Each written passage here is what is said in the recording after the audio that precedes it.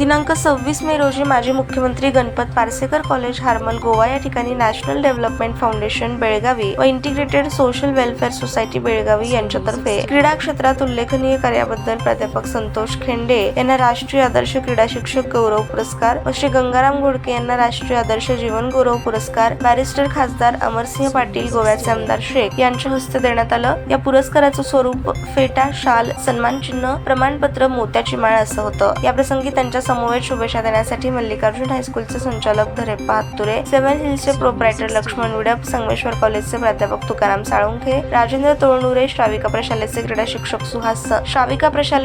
शिक्षक सुहास छंचुरे, महेश शिवरे, युवा उद्योजक यल्लप्पा भैरी, नारायण रासमल यांनी उपस्थित राहून शुभेच्छा दिल्या।